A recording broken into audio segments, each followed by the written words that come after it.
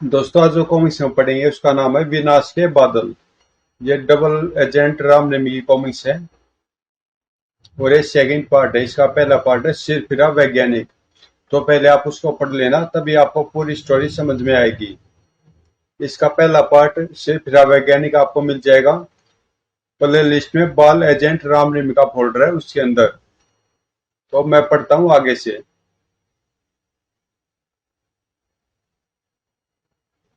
ये सारी कॉमिक्स बाल एजेंट राम नेमी की है। तो ये आपको सारी कॉमिक्स प्ले लिस्ट में राम रीम के फोल्डर, बाल एजेंट राम रीम के फोल्डर के अंदर मिल जाएगी। ये स्टोरी हम पढ़ चुके हैं इसके पहले पार्ट में, तो मैं इसको छोड़ देता हूँ और आगे से पढ़ते हैं। जैसे उन दोनों के सर फर्श से टकराए, वे बेहोश होकर फर्श पर लुढ़क गए।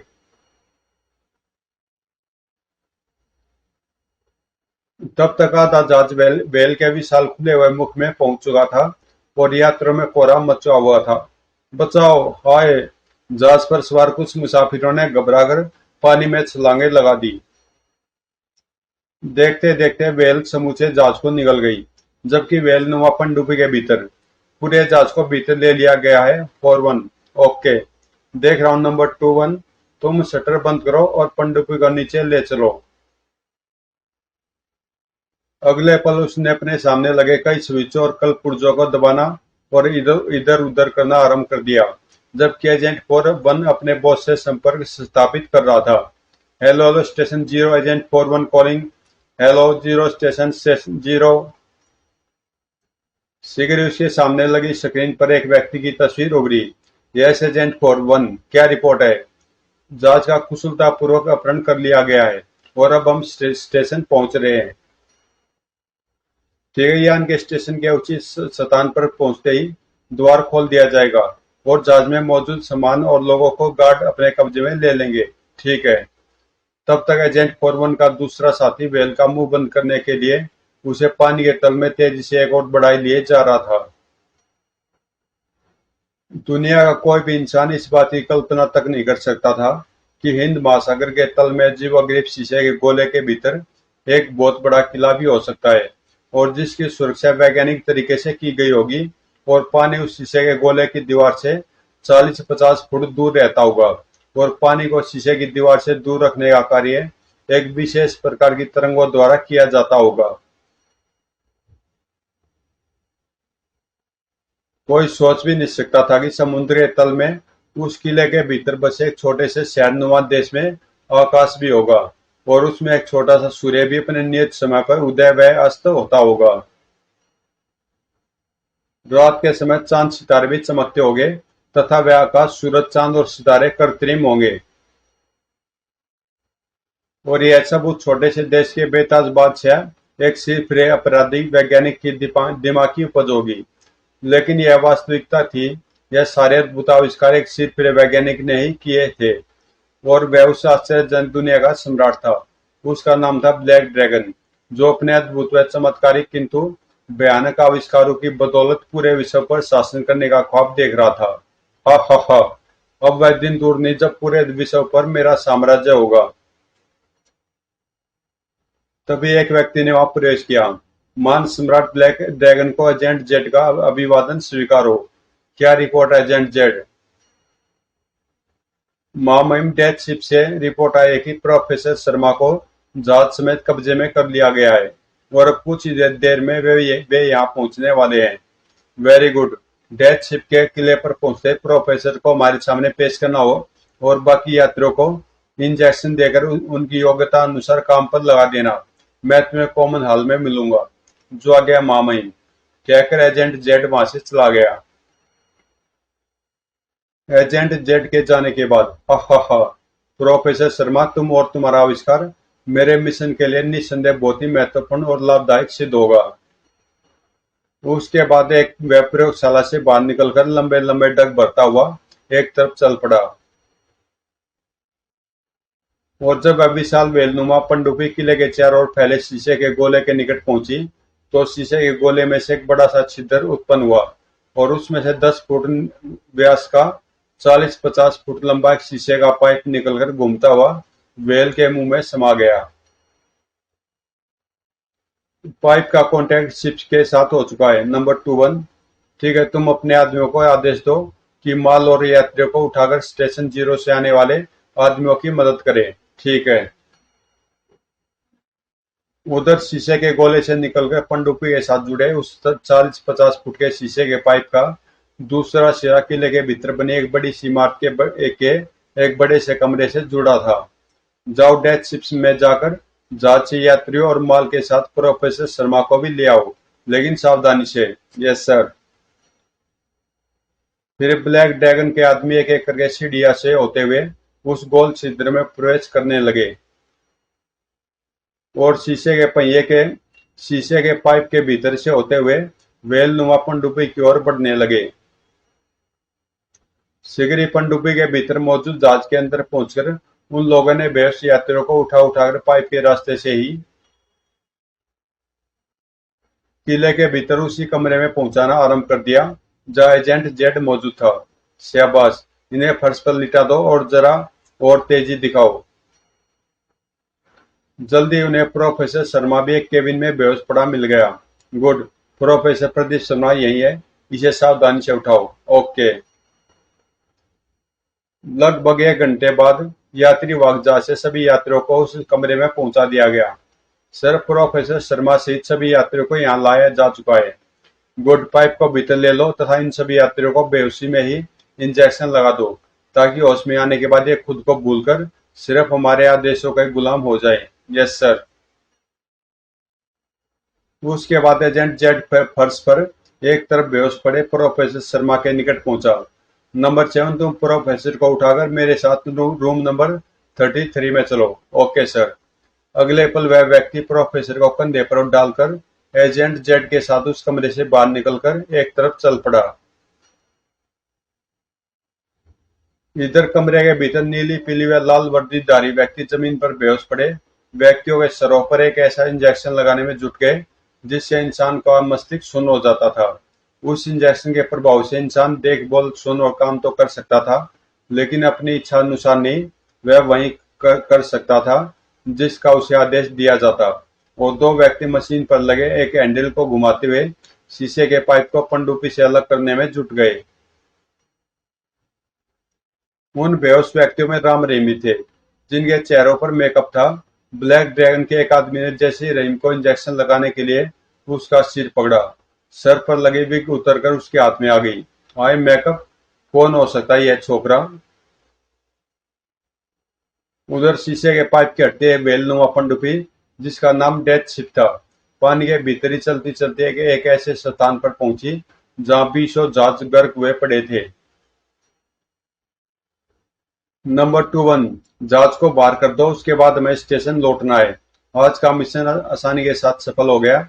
अब माम के अगले आदेश तक हमारी छुट्टी रहेगी और कुछ दिन आराम से गुजरेंगे।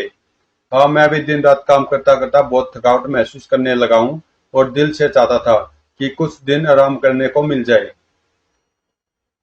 कहकर नंबर 21 ने अपने सामने फिट मशीन पर लगे कुछ बटनों को एक एक कर दबाना आरंभ कर दिया।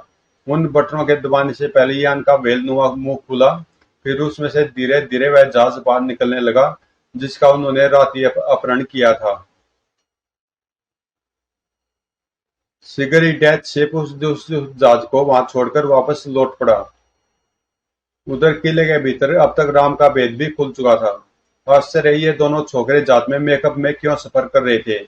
मुझे तो दाल में कुछ काला लगता है, कहीं ये दोनों जासूस न हो सकता है मेरे विचार से इन्हें इंजेक्शन न लगाकर पहले इन्हें मामीम के सामने प्रस्तुत करना बेहतर रहेगा। यदि ये जासूस हुए तो मामीम स्वयं इनसे सारी सच्चाई उगलवा लेंगे। हाँ, यही ठीक रहेगा। तुम दोनों इन्हें ले जाओ और होश में लाकर मामीम के सामने पेश करो। तब तक हम इन बाकी लोगों को होश में लाकर काम में लगाते हैं।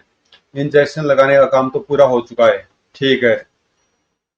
उसके बाद दो व्यक्ति राम रहीम के बेहोश शरीर को कंधे पर उठा डालकर कमरे से बाहर की ओर चल पड़े और बाकी व्यक्ति फर्श पर मूर्छित पड़े व्यक्तियों को होश में लाने के प्रयत्न में जुट गए।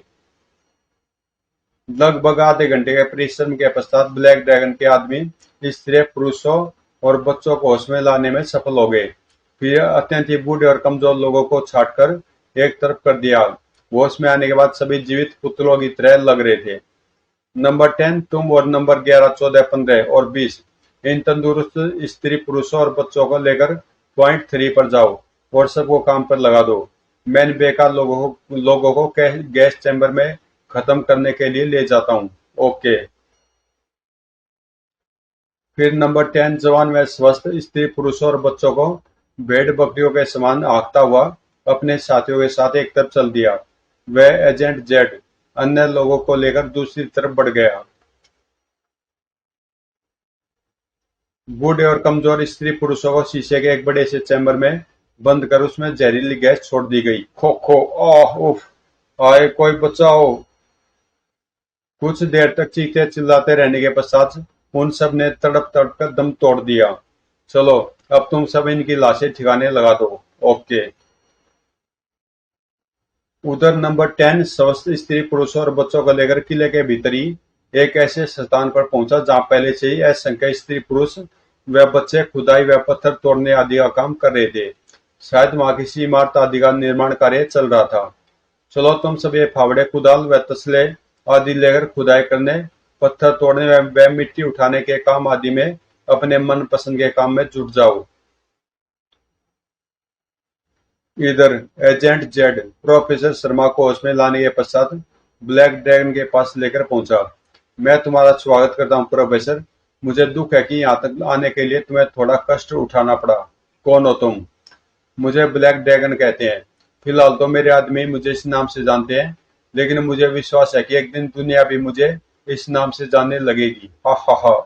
ओह, तो यही है ब्लैक ड्रैगन जिसने मेरी बेटी का अपहरण किया है।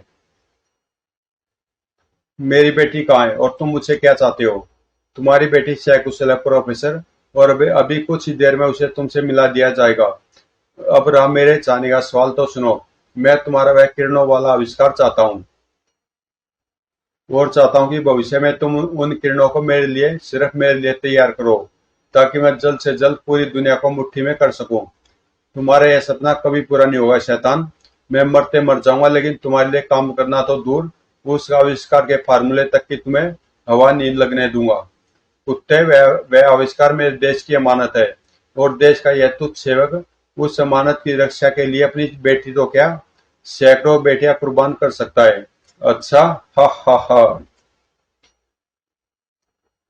सुनो प्रोफेसर, तुमसे तुमसे पहले भी दुनिया के बड़े बड़े वैज्ञानिकों का अपहरण करके यहाँ लाया जा चुका है। पहले पहले उन सभी ने अपने देश के प्रति ऐसी देशभक्ति दिखाई थी जैसी तुम दिखा रहे हो, लेकिन उसके बाद वे आज तक मेरे इशारों पर नाच रहे हैं और मेरे लिए नए नए प्रयोग कर रहे हैं। जानते हो क्यों और कैसे? कहकर ब्लैक ड्रैगन ने अपनी जेब से एक चौकोर सी डिबिया निकालकर उसमें से एक लंबी सी सिरिंज निकाली, जो विचित्र बनावट की थी, और उसे प्रोफेसर को दिखाते हुए बोला, इस सिरिंज के कारण, इस सिरिंज में ऐसी दवा भरी है जिसके शरीर में प्रवेश करते दिमाग में विरोध करने वाली नस सुन्न पड़ जाती है, और वह व्यक्ति मेरे आदर्शों का गुलाम बन जाता है। और प्रोफेसर, अब तुम्हारा भी मैं वही हाल करूंगा। इस सीरीज में भरी दवा तुम्हारे मस्तिष्क में इंजेक्ट करने के बाद तुम भी उन लोगों की तरह इनकार करने की स्थिति में नहीं रह जाओगे, और एक वफादार नौकर की तरह मेरे लिए काम करोगे। नहीं नहीं, तुम ऐसा नहीं कर सकते। तभी ब्लैक ड्रैगन ने अपने आदमियों को इशारा किया और जेड समेत दो व्यक्तियों ने प्रोफेसर शर्मा को दबोच लिया। नीच कमीनों, छोड़ दो मुझे, वरना मैं एक एक को मार डालूंगा। हा हा हा। अब उछलना कूदना बेकार है प्रोफेसर। और आह। दवा इंजेक्ट होने के कुछ ही क्षणों उपरांत मान ब्लैक ड्रैगन को इस गुलाम का अभिवादन स्वीकारो। प्रोफेसर, क्या तुम अपने स्वामी के लिए काम करने के लिए तैयार हो? यह गुलाम अपने मामीम के लिए हर काम करने के लिए तैयार है। वक्त पड़ने पर जान देने से भी पीछे नहीं हटेगा। गुड। तो बताओ, तुम्हारा वह किरणों का फार्मूला तुम्हारे घर अथवा प्रयोगशाला में कहाँ रखा है? वह रीडिंग रूम में बनी एक खुफिया अलमारी में है। फिर प्रोफेसर ने उसे उस खुफिया अलमारी के विषय में सारी जानकारी दे दी। लेकिन मामईम, वहां से फार्मूला लाना बड़ा कठिन है। सरकार ने मेरी प्रयोगशाला की कड़ी सुरक्षा कर रखी है। सशस्त्र गार्डों के रहते हुए वह बिना मेरी इच्छा के कोई परिंदा भी पर नहीं मार सकता। उसकी तुम चिंता न करो प्रोफेसर, परसों सुबह तक फार्मूला तुम्हारे सामने होगा। एजेंट जेड, तुम रेड फोर्स के इंचार्ज से कांटेक्ट करके उसे सारी बातों से अवगत कराकर आदेश दो कि वह फार्मूला परसों सुबह तक या कल रात तक हमारे सामने होना चाहिए। Yes sir.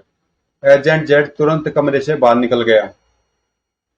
एजेंट जेड के वहां से जाते ही प्रोफेसर की बेटी लता ने ब्लैक ड्रैगन के दो आदमियों के साथ वहां प्रवेश किया। लो प्रोफेसर, अपनी बेटी से मिलो। डैडी, लता मेरी बेटी। तुम ठीक तो हो ना बेटी? बिल्कुल ठीक हूँ डैडी। इन लोगों ने मुझे आज तक कोई कष्ट नहीं दिया, बहुत अच्छे हैं ये लोग।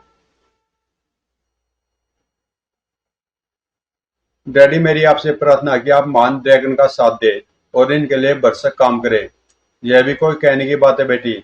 महामहिम का जो भी आदेश होगा वह मुझे अपने अपने प्राणों से भी बढ़कर प्रिय होगा।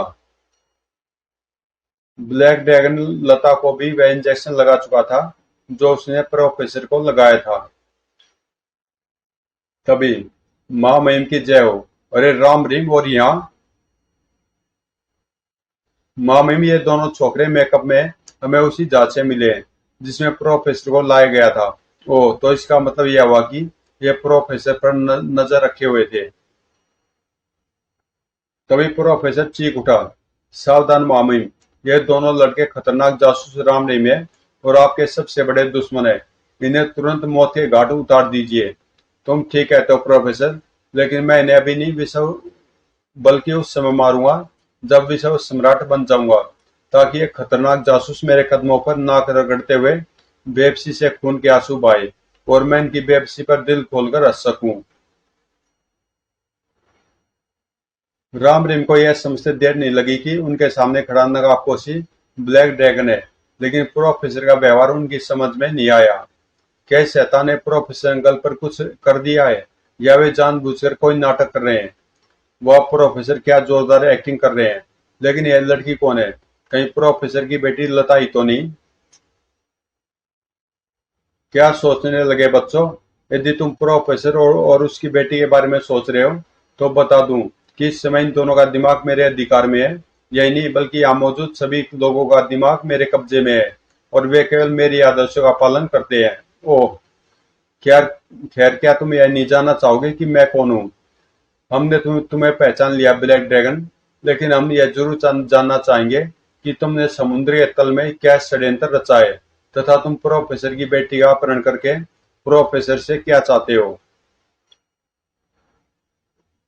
प्रोफेसर से मैं उनका आविष्कार चाहता था जो अब मुझे जल्दी प्राप्त हो जाएगा। और रही यहाँ षड्यंत्र रचने की बात, तो ये वह भी सुन लो प्यारे बच्चों। मैं यहाँ विश्व फतेह करने की तैयारी कर रहा हूँ और सर्वप्रथम हिंदुस्तान को फतेह करके मैं विश्व सम्राट बनने के लिए पहला कदम उठाऊंगा। उसके बाद एक एक करके सारे राष्ट्र मेरे शिकार बनेंगे। ऐसा होना नामुमकिन है ब्लैक ड्रैगन। पूरे विश्व से एक साथ टक्कर लेना केवल सपने के सिवाय और कुछ नहीं। हाँ ब्लैक ड्रैगन, तुम्हारी बातें बिल्कुल हास्यास्पद लगती है। मेरी मान तो अब भी वक्त है कि यह सब छोड़ छाड़ कर अपने आप को कानून के हवाले कर दो, वरना बाद में पछताने का भी मौका नहीं मिलेगा। तुम दोनों अभी मेरी शक्ति से परिचित नहीं छोकरों, वरना मुझे ऐसी बचकाना सलाह देने की हिम्मत कदापि नहीं करते। खैर, सुबह होने में कुछ ही समय बाकी है, फिर मैं तुम्हें अपनी शक्ति का नजारा एक बार जरूर दिखाऊंगा। सैनिकों, इन्हें ले जाओ और कैद खाने में डाल दो, लेकिन ध्यान रहे जब तक मैं न कहूं इन्हें हमारे कैद खाने में कोई तकलीफ नहीं होनी चाहिए। ये जो कुछ खाना पीना चाहिए इन्हें दे देना, परंतु सावधान, ये दोनों बहुत चालाक और खतरनाक लड़के हैं, अतः इनकी निगरानी में किसी किस्म की कोई लापरवाही नहीं होनी चाहिए। जो आज्ञा मामई। जाओ बच्चों, अब जाकर आराम करो, कल दिन के समय फिर मुलाकात होगी। दूसरी मुलाकात का मैं भी उत्सुकता से इंतजार रहेगा, प्यारे काले जानवर। सैनिक राम रिम को लेकर वहां से चले गए। मिस लता, अपने पिता को अपने कमरे में ले जाओ। अब अपने पिता की देखभाल का जिम्मा तुम्हारा है। इन्हें जिस किसी भी वस्तु की आवश्यकता हो उपलब्ध करा देना। मेरे सैनिक हर समय तुम दोनों की सेवा में तत्पर रहेंगे। धन्यवाद सिनूर। और लता अपने पिता और साथ आए सैनिकों के साथ वापस लौट पड़ी। कल दिन को मैं रामलिंग के सामने संपूर्ण एशिया को एक चुनौती दूंगा, फिर देखूंगा कि उसका परिणाम क्या निकलता है। रामलिंग को एक इमारत के भीतर बने कैद खाने में डाल दिया गया। उस पूरे कैद खाने में शायद वहीं दो कैदी थे। किसी चीज की जरूरत हो तो मांग लेना। जब सैनिक उनकी कोठरी से हट गए, आश्चर्य भैया, इस पूरे कैद खाने में केवल हम ही दो कैदी हैं। शायद तुमने ब्लैक ड्रैगन की बात ध्यान से नहीं सुनी, रहीम। उसने कहा था कि यहाँ मौजूद सभी लोगों के दिमाग उसके अधिकार में है। फिर भला किसी को कैदी बनाने की उसे क्या जरूरत है? यदि ऐसी बात है तो उसने हमारे दिमागों पर काबू पाने की कोशिश क्यों नहीं की, जबकि ऐसा करने से उसे हमसे भी कोई खतरा नहीं रह जाता। शायद यह जताने के लिए कि हम उसके सामने किसी चूहे से अधिक महत्व नहीं रखते और उसे हमारी कोई परवाह नहीं। इसका मतलब तो यह हुआ राम भैया कि उसे इस बात का पूरा विश्वास है कि लाख चाहने के बावजूद भी हम उसका कुछ नहीं बिगाड़ सकते। हाँ, वह अपनी शक्ति के घमंड में चूर है, और यही घमंड एक दिन रावण की तरह उसे भी ले डूबेगा। यहाँ से आजाद होने और ब्लैक ड्रैगन से टक्कर लेने के लिए कोई उपाय सोचो। बस एक बार उसकी शक्ति का नमूना देख लूं, फिर कोई उपाय सोचूंगा। चलो अब सो जाओ।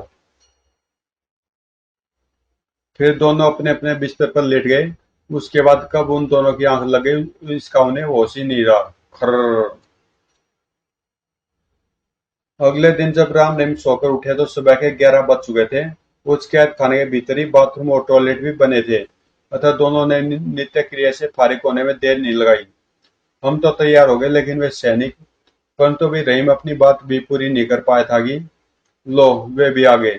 शायद हमारे लिए नाश्ता पानी लाए हैं। अरे भाई जल्दी लाओ ना, पेट में चूहे बुरी तरह उछल कूद मचा रहे हैं। अंदर आकर सैनिकों ने राम रहीम के इस के बीच एक मेज रखकर उस पर नाश्ता लगा दिया। जल्दी से नाश्ता कर लो, उसके बाद तुम्हें महामहिम के पास चलना है। ठीक है, तुम बाहर जाकर हमारे नाश्ते से निपटने का इंतजार करो। हम नहीं चाहते कि खाते समय तुम में से किसी नजर हमें लगे। सैनिक खामोशी से कैद खाने से बाहर चले गए और राम रहीम नाश्ता करने में जुट गए। जब वे नाश्ते आदि से फारिग हुए तो सैनिक उन्हें संगीनों के साए में कैद खाने से निकालकर एक तरफ चल पड़े। कुछ देर बाद सैनिक राम रहीम को लेकर जिस कमरे में पहुंचे, वहां ब्लैक ड्रैगन के साथ साथ प्रोफेसर शर्मा और उनकी बेटी लता भी मौजूद थी। कहो प्यारे बच्चों, रात कैसी गुजरी?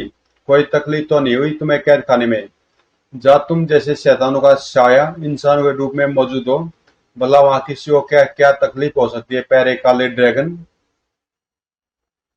फिलहाल मैं तुम्हारी किसी बात का बुरा नहीं मानूंगा बच्चे, क्योंकि मुझे पूरा विश्वास है कि एक बार मेरे स्टेशन और शक्ति का नमूना देखने के पश्चात ऐसी बेहूदी बकवास करने की कल्पना तक नहीं करोगे तुम। अब आओ, मैं तुम्हें अपने स्टेशन की एक झलक दिखा दूं। हाँ हाँ, चलो भाई, हम भी देखना चाहते हैं कि आखिर तुम अपनी कौन सी मूर्खता पर इतना इतरा रहे हो। चुप रहो रहीम, ज्यादा बोलना कभी कभी नुकसानदेह बन जाता है। राम और रहीम की बात सुनकर ब्लैक ड्रैगन मन ही मन मुस्कुराकर रह गया। फिर वह उसी इमारत के भीतर कई मार्गों से होकर प्रोफेसर, उनकी बेटी लता और राम रहीम के साथ एक ऐसे बड़े से हॉल में पहुंचा जहां 20 व्यक्ति तरह तरह के प्रयोगों में जुटे हुए थे। उनके वहां पहुंचने पर ब्लैक ड्रैगन को देखते ही उन्होंने एक बार सिर झुकाकर उसका अभिवादन किया और पुनः अपने अपने कार्यों में जुट गए। इन लोगों को देख रहे हो राम रहीम, ये दुनिया के सर्वश्रेष्ठ, योग्य और महान वैज्ञानिक है तथा इस समय मेरे लिए तरह तरह के अद्भुत आविष्कार व प्रयोग करने में जुटे हुए हैं। जिस दिन इनके आविष्कार पूरे हो जाएंगे, उस दिन मैं दुनिया का सर्वशक्तिमान व्यक्ति हो जाऊंगा। उसके बाद ब्लैक ड्रैगन उन्हें उस हाल से लेकर एक दूसरे बड़े हॉल में पहुंचा। ये दुनिया के सबसे होनहार, बुद्धिमान और अपने अपने काम में एक्सपर्ट इंजीनियर व मैकेनिक है, जो मेरे लिए ऐसे ऐसे खतरनाक लड़ाकू विमानों और रॉकेटों का निर्माण कर रहे हैं जो मन की गति से भी तेज रफ्तार से उड़ने की क्षमता रखते हैं। इस समय तो तुम इन्हें बनते हुए देख रहे हो, लेकिन जब ये तैयार होकर उड़ान भरेंगे तो इन पर दृष्टि रखनी मुश्किल हो जाएगी। इनमें खास बात यह होगी कि दुनिया का कोई भी राडार इन्हें कैच नहीं कर पाएगा। फिर ब्लैक ड्रैगन उन्हें लेकर तीसरे हॉल में पहुंचा। अंत में ब्लैक ड्रैगन उन्हें लेकर एक ऐसे हॉल में पहुंचा जहां चारों तरफ यंत्रों और मशीनों का जाल सा फैला हुआ था और पचासों व्यक्ति उन यंत्रों और मशीनों के समक्ष बैठे अपने अपने कार्य में जुटे हुए थे। हा हा हा। और ये है मेरा शक्तिशाली स्टेशन जिसका नाम मैंने स्टेशन जीरो रखा है। यहाँ से मैं न केवल पूरी दुनिया से रेडियो संपर्क कर सकता हूँ बल्कि जब चाहे पूरी दुनिया पर आक्रमण भी कर सकता हूँ। आओ अब मैं तुम्हें अपनी वैज्ञानिक शक्ति का एक छोटा सा नमूना दिखाता हूँ। मिस्टर जोसेफ, क्या तुमने मेरे आदेशानुसार सारी तैयारियां पूरी कर ली? Yes master. तो ठीक है, ऑपरेशन स्टार्ट करो।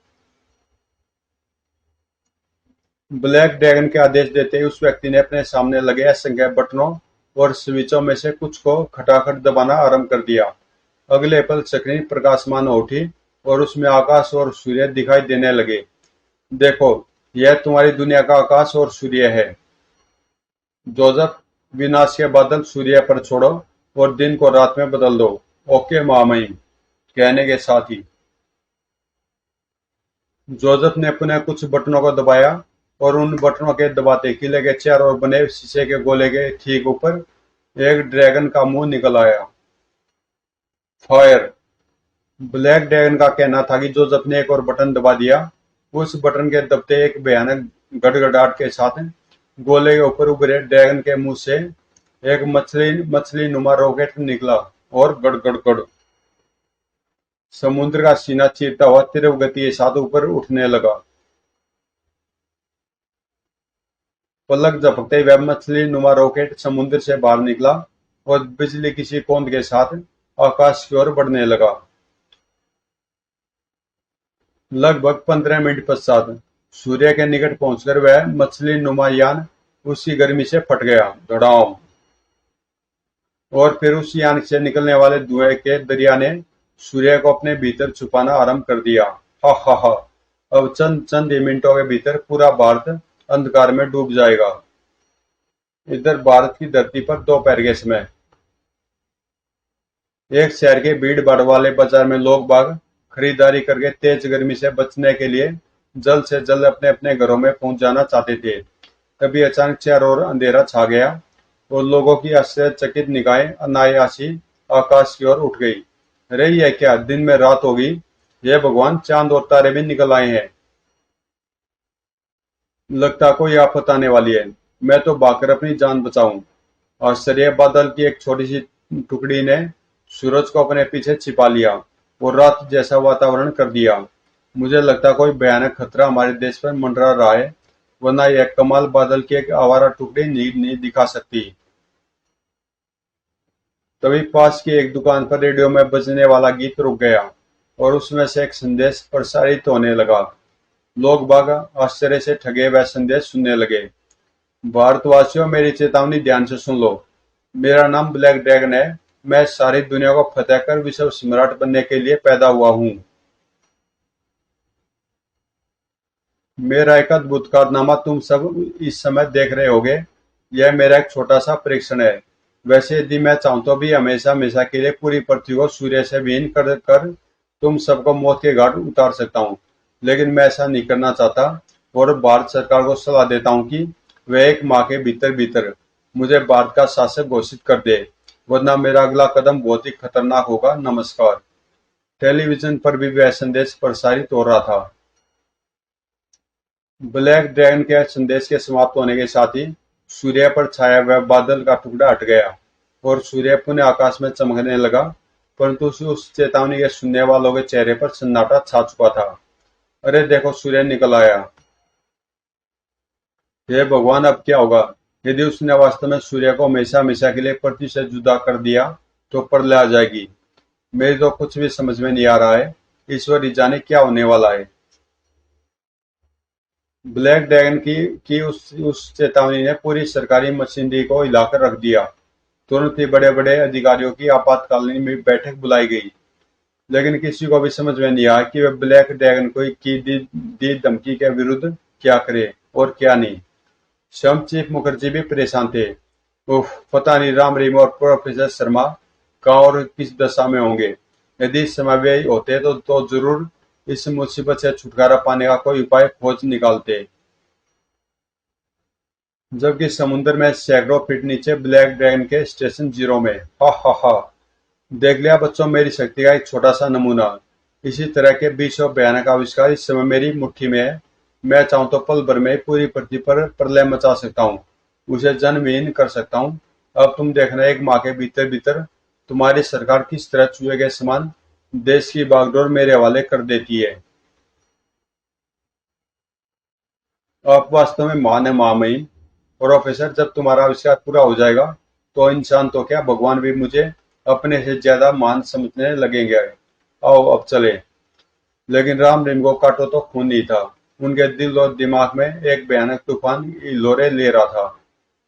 यदि वास्तव में इसके पास इतनी जबरदस्त शक्तियां हैं तो दुनिया को बर्बादी से बचाना कठिन हो जाएगा। हे ईश्वर हमारी मदद कर। क्या राम रहीम ब्लैक ड्रैगन को पृथ्वी पर प्रलय मचाने से रोक पाए? ब्लैक ड्रैगन की धमकी का प्रभाव भारत सरकार पर क्या पड़ा? क्या भारत सरकार ने जनता की जान माल की सुरक्षा के लिए देश की बागडोर ब्लैक ड्रैगन के हवाले कर दी? नकाब के पीछे छिपा ब्लैक ड्रैगन वास्तव में कौन था? क्या प्रोफेसर शर्मा ने अपना आविष्कार पूरा कर ब्लैक ड्रैगन के हवाले कर दिया? तो दोस्तों ये कॉमिक्स यहीं पे समाप्त होती है और इसका अंतिम पार्ट है विश्व सम्राट ब्लैक ड्रैगन, जो आपको कल मिल जाएगा। तो मिलते हैं इसके अंतिम पार्ट में विश्व सम्राट ब्लैक ड्रैगन में, जो आपको प्ले लिस्ट में बाल एजेंट राम रहीम के फोल्डर में मिल जाएगी।